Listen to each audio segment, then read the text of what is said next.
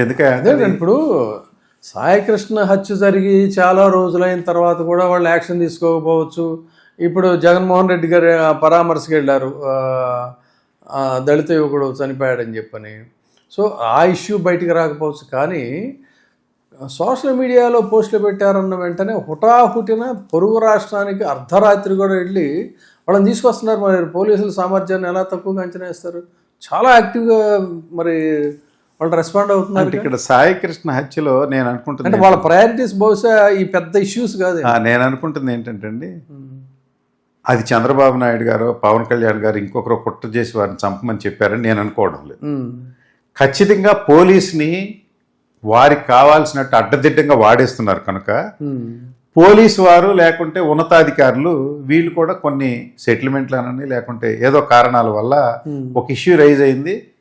అది అతను కొట్టడం, అతను చనిపోవడం, చనిపోయిన తర్వాత తప్పును కప్పించుకోవడానికి ఆ శవాన్ని ఖననం చేయడం, అనాథని చేయడం జరిగిపోయింది. దీన్ని ప్రభుత్వం సమర్థించుకేం చేస్తుందండి? ఇప్పుడు వీరిని శిక్షించే నైతిక విలువ కానీ లేకపోతే మొరాలిటీ కానీ ప్రభుత్వానికి లేదు. ఎందుకంటే అదే పోలీస్ ఆఫీసర్ చేత అంతకుముందు వాళ్ళకి కావాల్సిన విధంగా వైఎస్ఆర్ కాంగ్రెస్ పార్టీ హింసించడానికనండి లేకుంటే ఇంకో చోట వారిని వాడేశారు. వారు 4 ఏళ్ళు వీరి కోసం చేస్తున్నారు, వారు చేస్తారు. అందువల్ల అడ్మినిస్ట్రేషన్ అనేది ఆంధ్రప్రదేశ్లో లేదు. అడ్మినిస్ట్రేషన్ ఎక్కడ ఉంటుంది సార్? నేను అనేది ఏంటంటే హోంమంత్రి దగ్గర వాస్తవం చెప్పాలంటే ఆర్థిక పరమైనటువంటి ఏ వెసులుబాటు ఉండదు, ఏ పనులు ఉండవు.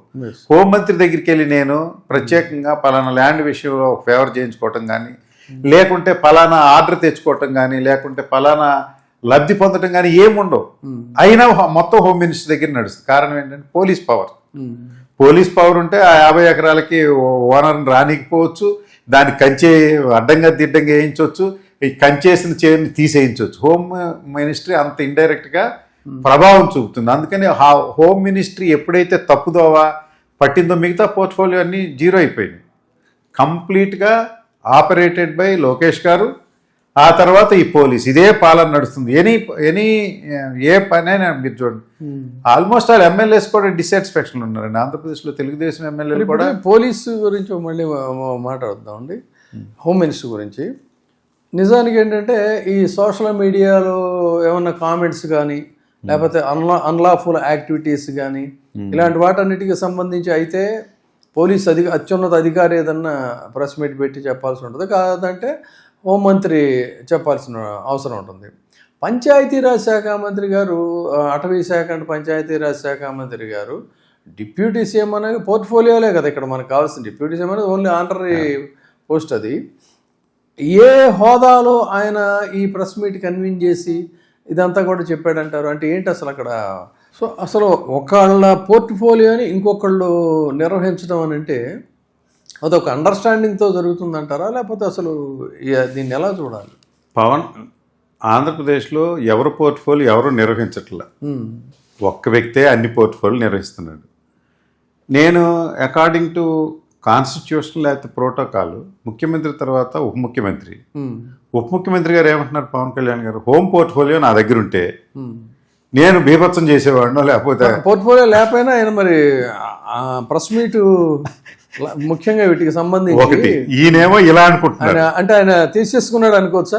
హోంమంత్రి డిప్యూటీ ముఖ్యమంత్రి కంటే పవర్ఫుల్ అని వీరు అనుకుంటున్నారు. అక్కడ ఉన్నటువంటి హోంమంత్రి ఆమెమో డమ్మీ కూర్చుంది. అంటే హోంమంత్రి ఉంటే ఈయన పవర్ఫుల్ అని ఈయన అనుకుంటుంటే హోంమంత్రి ఏమి చలాయించట్లేదు. టోటల్ కంప్లీట్గా లోకేష్ గారి దగ్గర నుంచి ఈ పాలన అంతా జరుగుతూ ఉంది. ప్రోటోకాల్ కూడా వదిలేశారు ఇప్పుడు. ఇంకా అందుకని ఎవరైతే రెస్పాన్సిబుల్లో ఈ పాలనకి వారే ప్రజల ముందుకు వచ్చి సమాధానం చెప్పే పరిస్థితి, డిఫెండ్ చేసుకునే పరిస్థితి వచ్చింది. అంటే పవన్ కళ్యాణ్ గారు కూడా హోంమంత్రి నా దగ్గర లేదంటే ఆయన ఈ ప్రభుత్వాన్ని డిఫెండ్ చేయడానికి కూడా సిద్ధంగా లేరు. చంద్రబాబు నాయుడు గారు వచ్చి మాట్లాడటానికి ఆయన ఏం పాలన చేయట్లేదని అంతరాత్మలో